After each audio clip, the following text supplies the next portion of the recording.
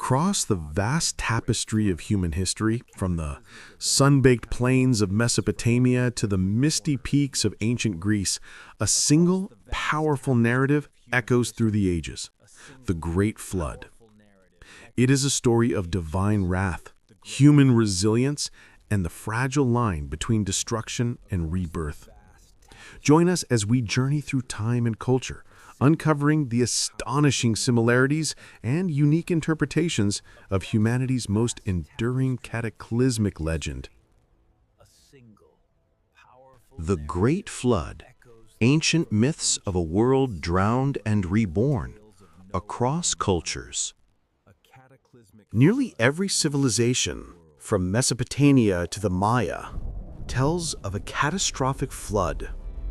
This scene introduces the universality of these flood myths, setting the stage for an exploration into whether these diverse narratives point to a shared, ancient catastrophe.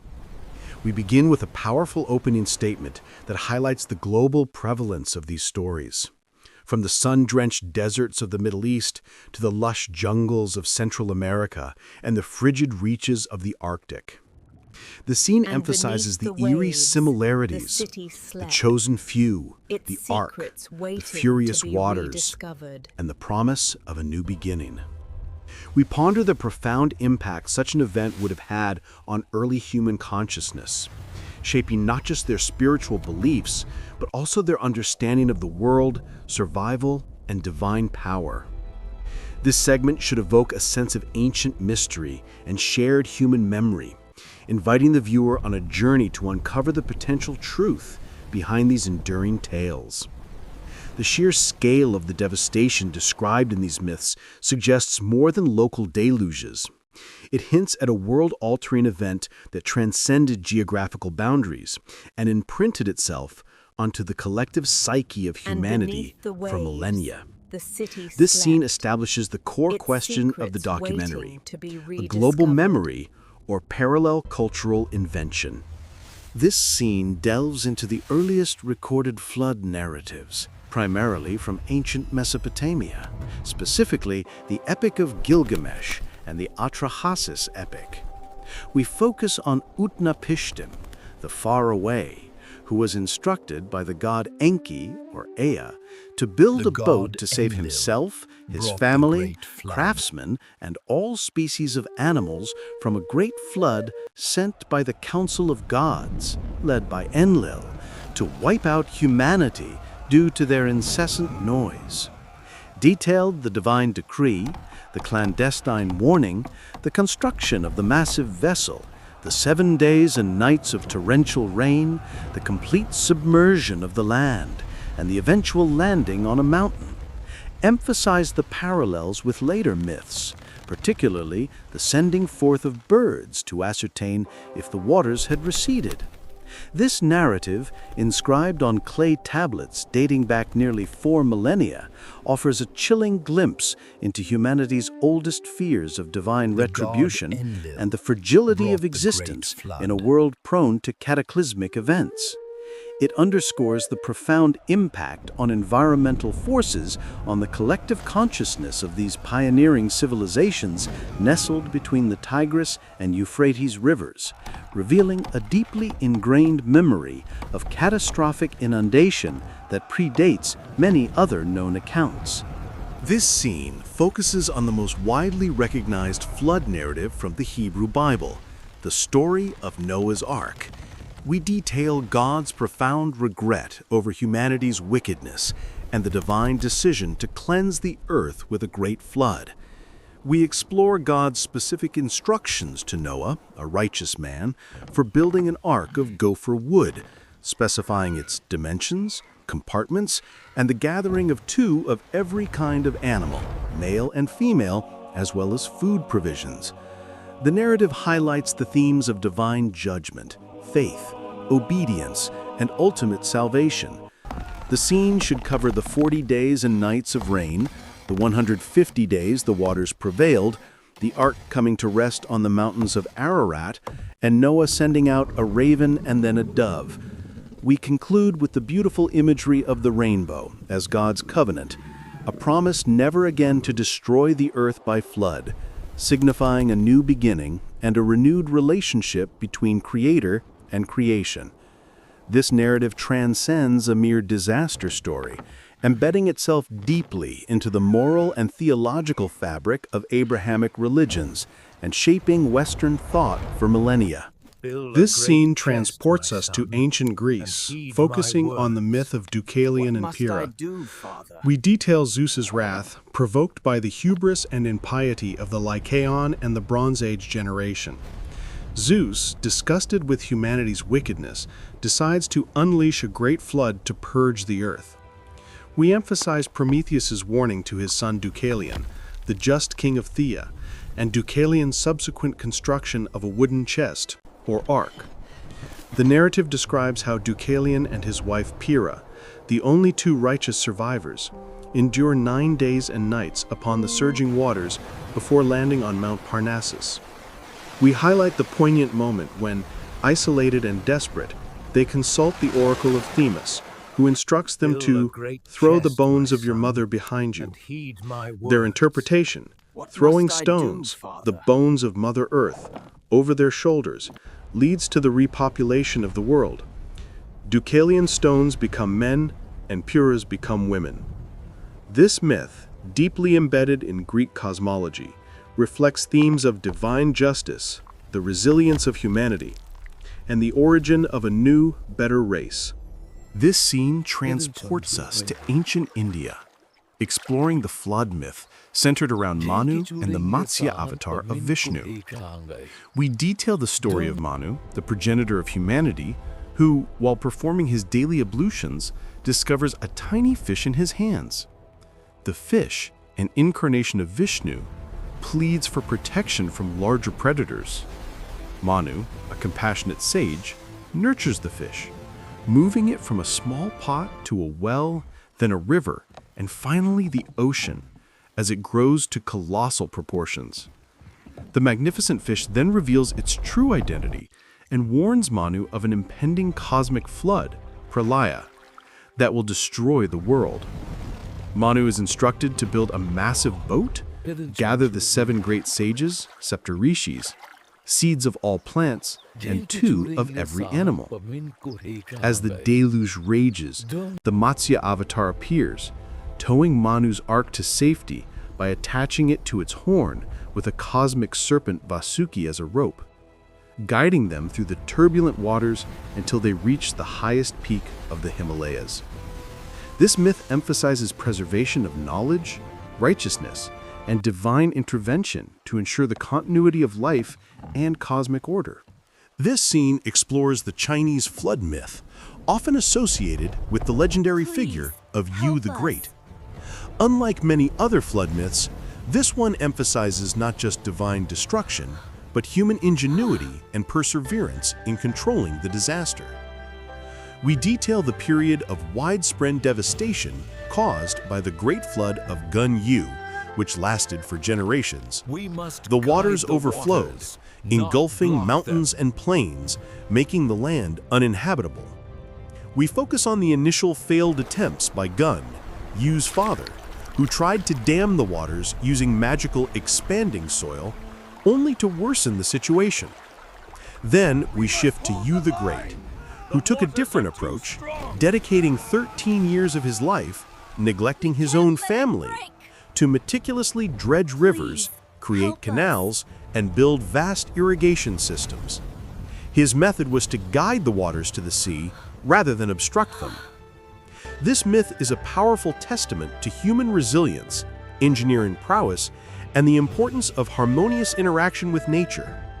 It reflects a cultural emphasis on collective effort, leadership, and finding practical solutions to immense challenges, ultimately leading to the foundation of the Xia dynasty.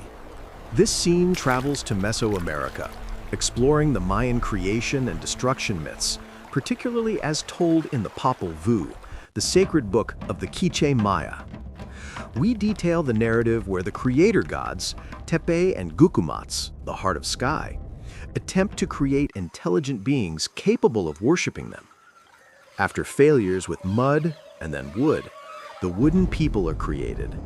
While they can talk and multiply, they lack hearts, minds, and souls, failing to remember or worship their creators. Angered by their soulless existence and disrespectful behavior, the gods unleash a devastating flood of resin and boiling water, accompanied by a rain of fire to destroy them. The wooden people are described as fleeing in terror, some becoming monkeys. This myth emphasizes the cyclical nature of creation and destruction, the importance of balance, gratitude, and the proper relationship between humanity and the divine. It's a vivid, poetic account, reflecting a deep cosmological understanding of the world's origins and its inherent impermanence, suggesting that a lack of spiritual connection can lead to existential destruction. This scene explores the Inca flood myth, focusing on the deity Viracocha, the creator god.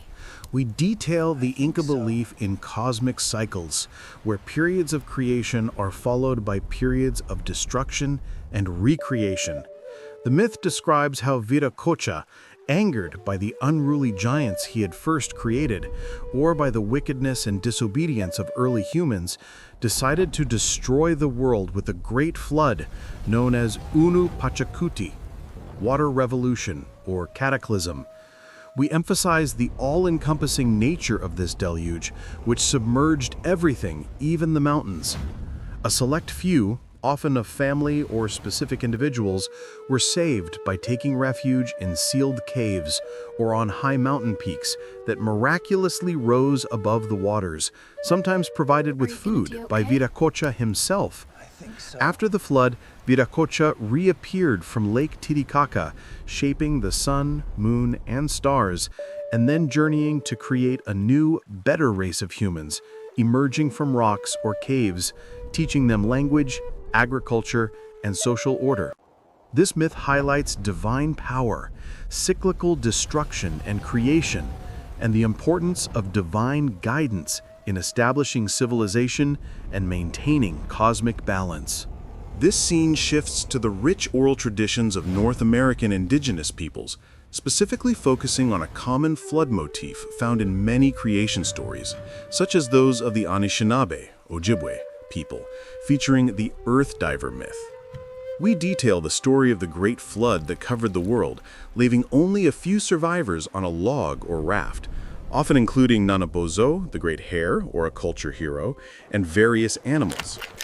We emphasize the attempt to recreate the Earth by diving to the bottom of the primordial waters to retrieve a piece of soil. We highlight the heroic but failed attempts of powerful animals like the beaver, loon, and otter. The poignant moment comes when the humble muskrat, though initially failing and seemingly dying, finally succeeds in bringing up a small clump of mud. Nanabozo takes this mud, places it on the back of a turtle, or an even larger being like a giant sea creature, and breathes life into it, causing it to expand and form the new Earth. This myth emphasizes humility, perseverance, cooperation, and the deep interconnectedness between humans, animals, and the natural world, alongside a powerful sense of renewal after devastation, showcasing a unique indigenous perspective on the cataclysm and subsequent world building.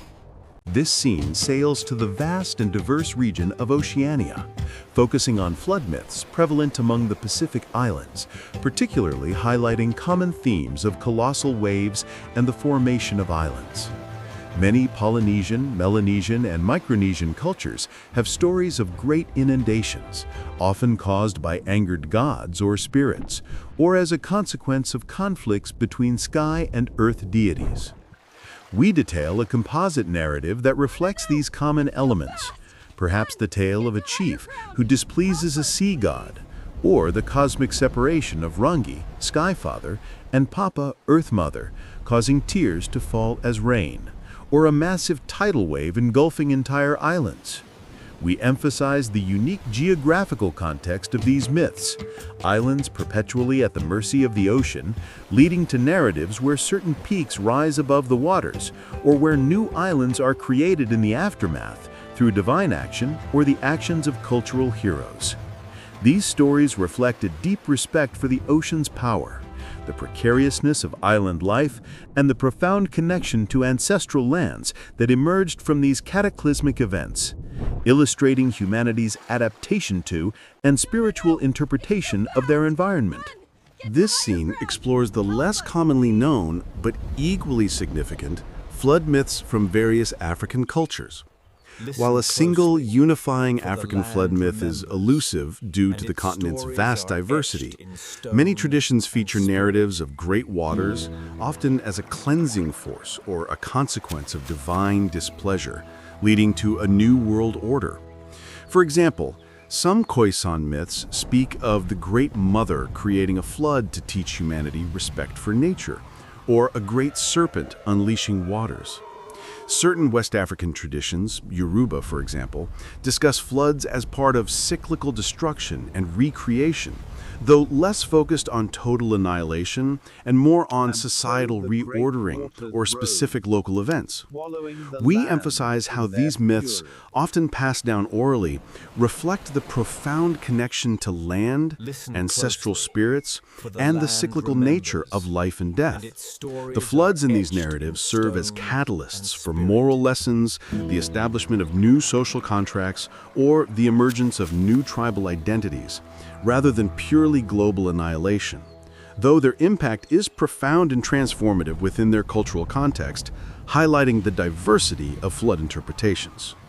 This scene shifts from individual myths to a comparative analysis, highlighting the remarkable common elements that weave through these diverse flood narratives across cultures. We detail these universal archetypes: the concept of divine judgment or displeasure against humanity's wickedness, a divine warning given to a righteous individual or family, the construction of an ark or vessel for salvation, the preservation of animal life, often in pairs, the overwhelming global nature of the deluge, the landing on a high mountain peak, the sending forth of birds to find dry land, and the eventual emergence of a new world, often sealed with a divine covenant or a symbol of hope like the rainbow. We explore how these recurring motifs suggest a profound, shared human experience or a universal understanding of divine power and natural cataclysm, regardless of geographical or cultural separation. The scene should visually juxtapose imagery from different myths, demonstrating their striking similarities and reinforcing the idea that these stories tap into fundamental human anxieties and aspirations. This scene shifts from myth to science, exploring potential geological and climatological events that could have inspired widespread flood narratives. We detail the Black Sea deluge hypothesis, proposing that around 7,500 years ago, the Black Sea, then a freshwater lake, was catastrophically inundated by salt water from the Mediterranean Sea, breaking through the Bosporus Strait. We emphasize the rapid, dramatic rise in water levels and the displacement of early farming communities around its shores, potentially spreading tales of a great flood.